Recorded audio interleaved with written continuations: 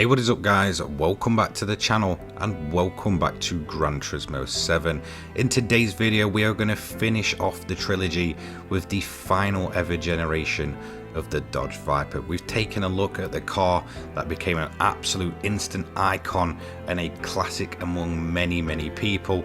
We've also looked at the kind of dip in the middle of this Dodge's life cycle, and now we're going to look at the final hurrah with this, the Dodge Viper GTS, as well as talk about some of its insane variants. So we're going to focus on the road version, but how much does this thing cost? Well, it costs a slight bit more at 140,000 credits, but that is still absolute pocket change for the sheer amount of performance you're getting from this vehicle. Again, carrying on the trend that Dodges are not only affordable, but very heavy on the performance, meaning that you're getting an absolute bargain. But let's talk about this, the Dodge Viper GTS. This is the final generation of Dodge Viper, the final hurrah. Now this thing was actually produced from 2013, I believe, all the way up till 2017, when it was kind of just phased out and the Dodge Viper finally got itself laid to rest. Like I said, we've looked at the Icon, which was the second generation that kickstarted a lot of people's love for this car, even before that with the Gen 1, but certainly in terms of its beautiful coupe styling, the second generation was absolutely iconic. We also looked at the middle generation, or the third gen, where yes, it was still retaining those beautiful looks, but it just couldn't match the amazing status of the second generation. And now we're moving on to the fifth and final generation, a completely new Dodge Viper, a complete redesign that still takes styling cues from the older vehicles.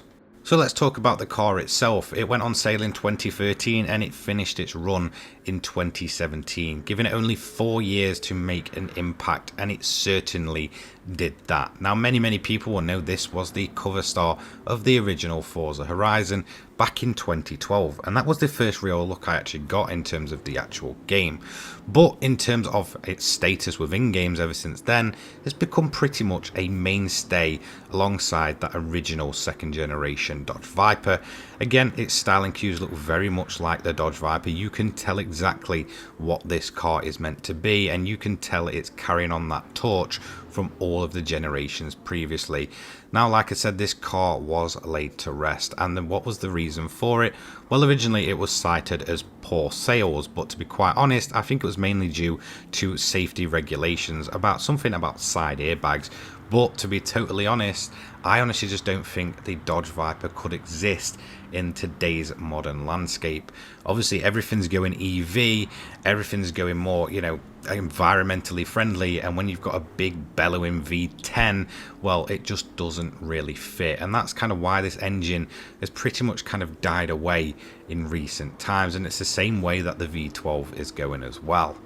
So we all know that the other Dodge Vipers had their, well, not only own race version, but were also very successful race cars. And, well, was this generation? Well, absolutely. Again, not really hitting the iconic status in terms of the original second generation with the likes of Le Mans and stuff. This was still a very good track car. And in GT7, you can buy the GTS R within the game, a full-blown race modified version. Now, in terms of one thing about this car, the ACR version, I've not really touched on ACR versions, but essentially it turns the Dodge Viper into a complete track weapon, and that is what this car was very good at. Now, I believe still at this time this thing holds 13 track records in its ACR form, and I'm going to give you a quick list now. Laguna Seca, Road Atlanta, Waterford Hills, Nelson Ledgers, Motown Mile, Gingerman Raceway, Pittsburgh International Race, and Grattan Raceway, alongside Virginia International Raceway, Willow Springs Motorsport Ranch, Button Willow Raceway, and Indy Motorsports Ranch. This thing holds a ton of track records, mainly within its kind of track package. It also did an insane lap at the Nürburgring on the Nordschleife, but I believe because of the performance package that was actually on that vehicle, it wasn't counted as an official lap. But overall, this car is a very capable machine, and kind of gives us the swan song to the Dodge Viper and gives it a ton of credibility. And that's going to kind of bring me to the Dodge Viper itself. Like I said, I've always wanted one of these cars. I think they are insanely cool. I think the styling of them is an insanely iconic look now. I think it's a car that will always live on the mind of, you know, car people, or, you know, people that absolutely live and breathe cars. They will always know what the Dodge Viper is. But would I ever want this car brought back? To be quite honest, no. And here's my reasoning for it. Like I touched on, everything is much more environmentally friendly. Everything's going electric, everything's going hybrid. And would I want the iconic status of the Dodge Viper and its big brutish V10 to be, you know, absolutely destroyed by turning this thing into some kind of EV or hybrid? Absolutely not. I would actually want the Dodge Viper to stay discontinued and dead without having to bring it back and make it something that it was just never meant to be. Part of what makes this car so iconic is the fact that it is a V10 brute. It's a typically American sports car. It's almost touching supercar territory. It's a capable car. It's a fast car, and it's a beautiful car. And to be quite honest, bringing it back in some kind of electrified form would just absolutely kill the heritage of the Dodge Viper. It was an all-American, ridiculous car. It survived many years, to be honest. So from like 91 to 2017, it went through many generations, many styling cues, but it always paid homage to its proper roots, as well as keeping that typically sort of, you know, Shelby Daytona styling to it, where it kind of took its styling cues from. And that's why I absolutely love this car. You know, it didn't want to kind of change with the times. It kept that brutish V10. It was all about ridiculous horsepower numbers.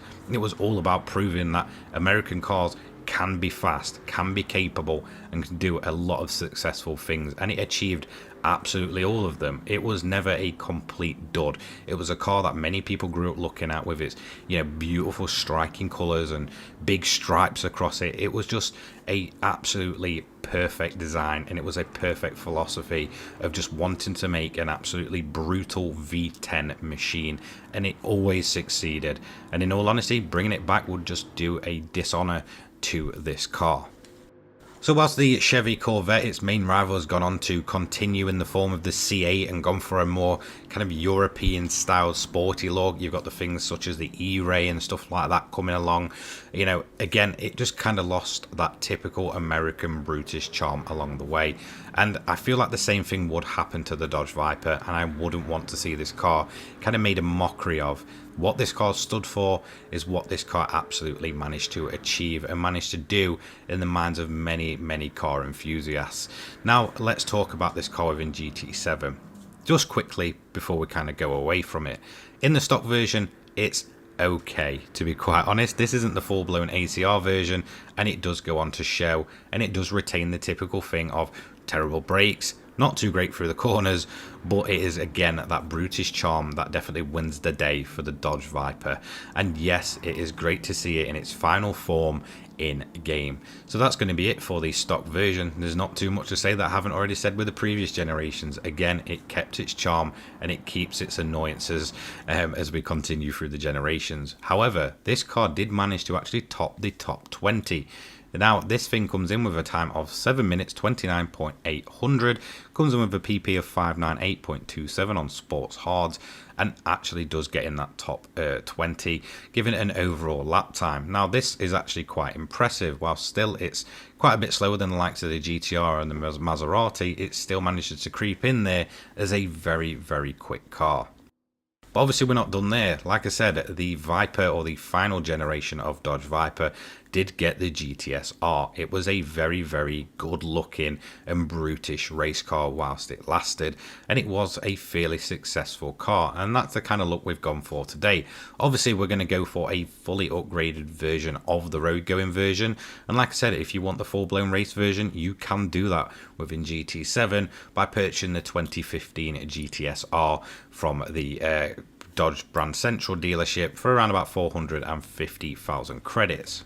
But I decided to mimic the styling and see just how quick the final swan song of the Dodge Viper is around the high speed ring as we wave it goodbye finally and let it rest in peace. And well, to be quite honest, although there was a dip in performance with the mid-generation, this one comes back fighting. It was an insanely capable car, it was insanely quick, the brakes were better, the handling was better, the top speeds were absolutely brutal. Pairing that with insane acceleration, this felt like the Dodge Viper was finally saying goodbye in probably the best way. Once again, it was capable in its standard form while still keeping that typical annoyances and charm of the Dodge Viper, and also being an absolute brute in fully upgraded form. And I'm pleased to say it does return to form with the final generation, and well, this is goodbye to the Dodge Viper. Like I said, a car like this just wouldn't work in today's landscape, and I wouldn't ever want it to.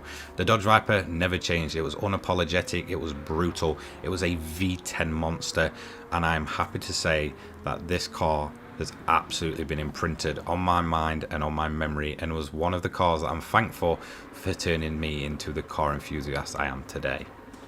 So let's have a look how this car ranks on our fully modified lap time leaderboard around the high speed ring.